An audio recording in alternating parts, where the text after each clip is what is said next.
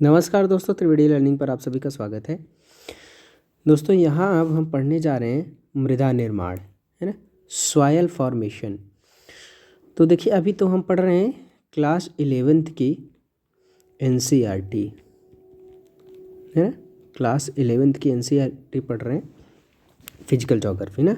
तो इसका ये 4th पार्ट है ना। इसके पहले पार्ट 1, पार्ट 2, पार्ट 3 थोड़ा थोड़ा वीडियो है, तो कम कम मिनट का बना रहा हूँ, तो इसलिए ये पहले हो कर चुका हूँ। अब ये यहाँ पर 4th पार्ट है इसका, ठीक। तो अब देखिए यहाँ पर ये टॉपिक है हमारा मृदा निर्माण यानी सॉयल इन्फॉर्मेशन।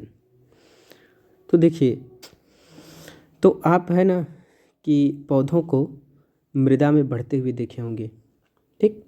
मैदान में खेलते हैं, मृदा के संपर्क में आते हैं, ठीक। आप मृदा को छूते हैं, उसका अनुभव करते हैं, आपके कपड़ों पर भी मिट्टी लग जाती है, तब आप कैसा अनुभव करते हैं। तो पहली बात तो ये समझ लीजिए कि मृदा का ये जनरल बात थी कि आप मृदा से किस तरीके से इंटरेक्ट हो सकते हैं। देखिए मृदा एक गत्यात्मक माध्यम है, ठीक। मृदा क्या है? एक गत्यात्मक माध्यम है, ठीक। अभी इसका मतलब आप समझेंगे। मृदा एक गत्यात्मक माध्यम है जिसमें बहुत सा रासायनिक, भौतिक, जैविक क्रियाएं अनवरत चलती हैं, ठीक।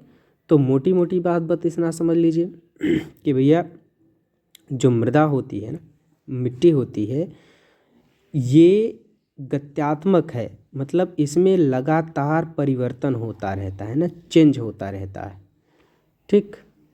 इसमें लगातार चीज़ें बदलती रहती हैं। तो देखिए गत्यात्मक तो माध्यम है ही, जिसमें बहुत सी रासायनिक यानी मिट्टी में रासायनिक, भौतिक, जैविक क्रियाएं हमेशा चलती रहती हैं, ठीक। एक मिट्टी की बात कर रहे हैं। मृदा अपक्षय अपघर्षण का परिणाम है। अपक्षय अपघर्षण के बारे में पहले ही बता चुका हूँ। अपक्षय क्या होता है? जैसे कोई चट्टान है और इस पर मान लीजिए टेम्परेचर पड़ा, वर्षा हुई, या समय के साथ क्या हो जाएगी, ये चट्टान धीरे धीरे कमज़ोर हो जाएगी और कमज़ोर होकर के ऐसे टूट जाएगी टुकड़ों में। इसी को बोलते हैं अपक्षय, ठीक।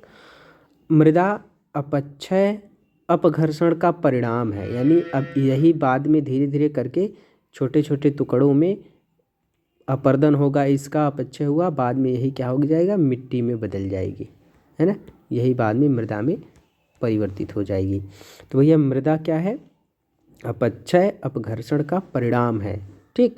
यह वृद्धि का माध्यम भी है। वृद्धि मतलब ग्रोथ होता है ना, जैसे पौधा होता है। अभी आपने देखा ना यहाँ पे, ये क्या देखा कि आप पौधे को मृदा में बढ़ते हुए देखते हैं।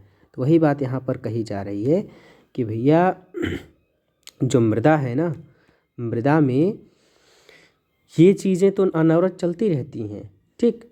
और अपक्षय अपघर्षण से बनता है, वृद्धि का माध्यम भी है, ठीक। यह एक परिवर्तनशील विकासोन्मुख तत्व है, ठीक।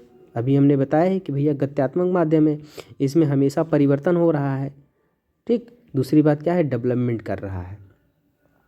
देखिए इसकी बहुत सी विशेषताएं मौसम के साथ बदलती हैं, देख रहे हैं। इसका मतलब यही हुआ कि अगर मौसम बदलता है ना, मौसम बदलता रहता है, तो जो मिट्टी है ना, इसकी विशेषता भी बदल जाती है। जैसे आपने देखा ही होगा ना, जैसे कहीं पर काली मिट्टी होती, कहीं लाल मिट्टी होती, कहीं दोमट मिट्टी होती है।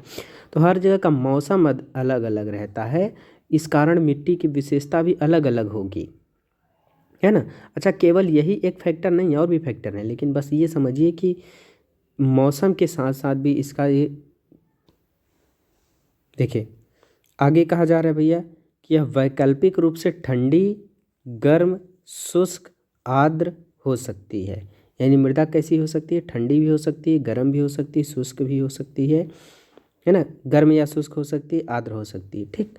अब देखिए यदि मृदा बहुत अधिक, देखिए यदि मृदा बहुत अधिक क्या हो जाए भैया, ठंडी या बहुत अधिक शुष्क होती है, तो जैविक क्रिया मंद हो या बंद हो जाती है।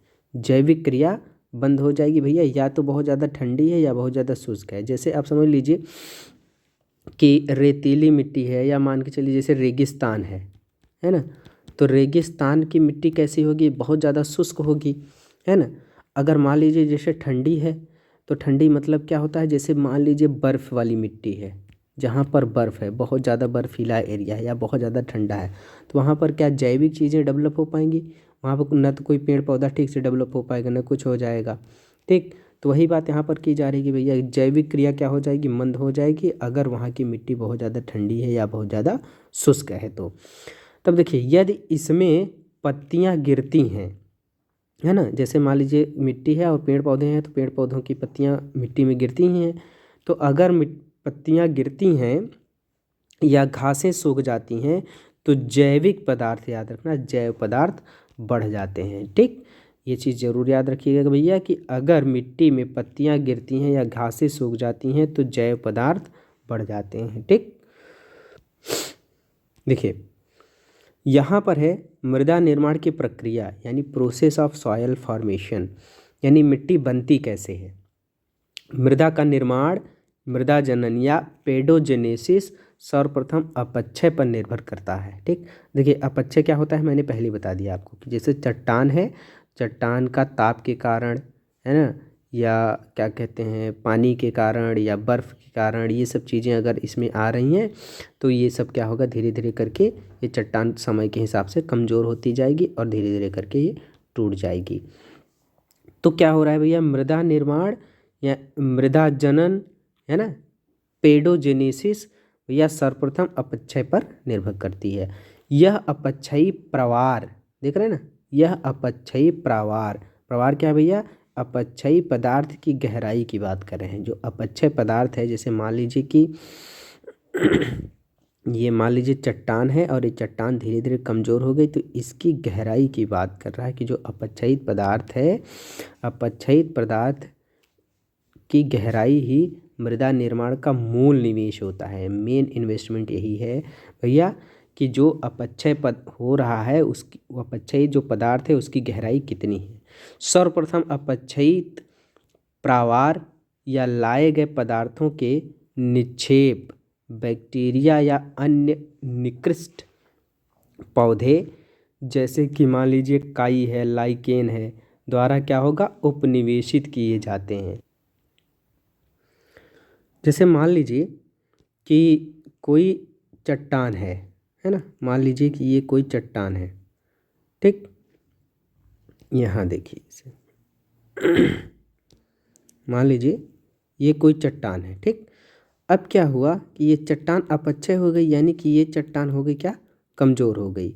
ठीक, जब कमज़ोर हो गई ये चट्टान, या ऐसा कह दे कि इसका अपक्षय हो गया, तो अपक्षय के बाद क्या होगा कि देखिए अब इसी चट्टान पर काई आ जाएगी, मान लीजिए काई लग रही है ना, या बैक्टीरिया है इसी चट्टान पर, तो इसकी वजह से क्या होगा, धीरे धीरे जब ये कमज़ोर हो गई जाएगी, टूट जाएगी ना, तो सबसे पहले अपक्षय वाला जो पदार्थ होता है ना, इसी अपक्षय वाले पदार्थ पर सबसे पहले लगेगी काई, है ना, या बैक्टीरिया, या ऐसे कुछ पौधे जो इस पर अपना इन्वेस्टमेंट करेंगे, या ये समझ लीजिए कि इसका अधिग्रहण करेंगे या इस पर उपनिवेश बनाएंगे। ठीक, तो यही बात है भैया कि अपक्षयित प्रवार या लाए गए पदार्थ के निक्षेप जो होंगे, बैक्टीरिया या अन्य निकृष्ट जो पौधे होते हैं जैसे लाइकेन या काई द्वारा क्या होगा, उपनिवेशित किए जाते हैं। अब देखिए प्रवार, प्रवार क्या होता है भैया, अभी हमने बताया कि अपक्षयित पदार्थ की गहराई की बात कर रहे हैं। प्रवार एवं निक्षेप के अंदर कई गौड़ जीव भी आश्रय प्राप्त कर लेते हैं। इसका मतलब जो लाई गई मिट्टी है ना, उसी लाई गई मिट्टी में कुछ जीव रहने लगेंगे। ठीक, अपना आश्रय ले लेंगे। ठीक, या जो मिट्टी लाई गई है, निक्षेप है, इसके अंदर कई ऐसे जीव अपना आश्रय ले लेंगे। आश्रय, जीव एवं पौधों के मृत अवशेष। ठीक, जैसे जीव हो गया, अभी हमने बताया था ना यहाँ पे देखिए कि जैसे निकृष्ट पौधे थे ना, काई और लाइकेन और ये बैक्टीरिया, वही बात यहाँ पर है कि भैया जीव और पौधे मृत अवशेष, है ना, ह्यूमस के ह्यूमस के एकत्रीकरण में सहायक होंगे। ठीक, तो भैया क्या हो जाएगा कि जो जीव हैं, पौधे हैं, जीव पौधे के मृत अवशेष क्या होंगे, ह्यूमस के एकत्रीकरण में सहायक होंगे। ह्यूमस क्या हो गया भैया कि अगर मिट्टी है, मिट्टी में ये सब मिल गए, जीव मिल गया, पौधे मिल गए, तो उससे क्या हो गया कि मिट्टी में ह्यूमस आ गया।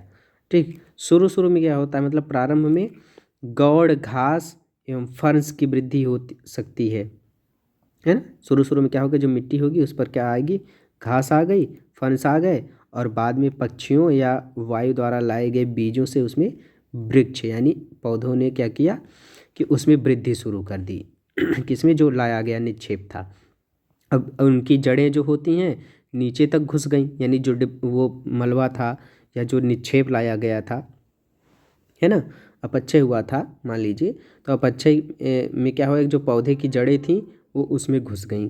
ठीक, और क्या हो गया भैया, बिल बनाने वाले जानवर, है ना, पार्टिकल्स को ऊपर लाते हैं। जैसे कि मान लीजिए कोई मिट्टी है और मिट्टी में क्या हुआ कि वहीं पौधों ने उसमें जड़ें हैं, पौधे उगाई हैं, और दूसरी बात क्या हुआ, मान लीजिए कि बिल बना करके उसी पे चूहा रहने लगा, तो चूहा जब बिल बनाएगा तो अंदर का जो मटेरियल है उसको काट करके वो बाहर लाएगा, है ना। अंदर के मटेरियल को जब काट करके बाहर लाएगा तो वही यहाँ है कि भैया बिल बनाने वाले जो जानवर हैं वो कणों को यानी जो पार्टिकल होते हैं उनको ऊपर लाते हैं, जिससे पदार्थों का क्या होता है, अंबार लग जाता है। आपने खुद देखा होगा जहाँ चूहे वगैरह बिल बना देते हैं वहाँ पर क्या हो जाता है, बिल के बाहर मिट्टी का पुंज इकट्ठा हो जाता है ना, तो छिद्र में स्पंज की तरह हो जाता है वो, जो बाहर वो लाते हैं पुंज लाएंगे, अंबार। इस प्रकार जल धारण करने की क्षमता, वायु के प्रवेश आदि के कारण अंततः क्या हो जाएगा भैया, परिपक्व खनिज एवं जीव उत्पादक युक्त क्या होगा, मिट्टी का निर्माण हो जाएगा। ठीक, तो इस तरीके से आप देखेंगे कि मिट्टी का निर्माण होगा। अब देखिए पेडोलॉजी मृदा विज्ञान है, ध्यान रखिएगा क्या कि भैया पेडोलॉजी मृदा विज्ञान है, एवं पेडोलॉजिस्ट क्या भैया एक मृदा वैज्ञानिक होता है। तो मृदा विज्ञान किसको कहते हैं, पेडोलॉजी, जिसमें मिट्टियों का अध्ययन किया जाता है वो पेडोलॉजी होता है, और जो मिट्टी का अध्ययन करता है उसको बोलते हैं, ऐसे इस वैज्ञानिक को बोलते हैं पेडोलॉजिस्ट। अब यहाँ आगे देखिए, यहाँ है भैया क्या कि मृदा निर्माण के कारक। ठीक, तो अब ये वाला पोर्शन ना हम नेक्स्ट वीडियो में पढ़ेंगे। ठीक, तब तक के लिए नमस्कार।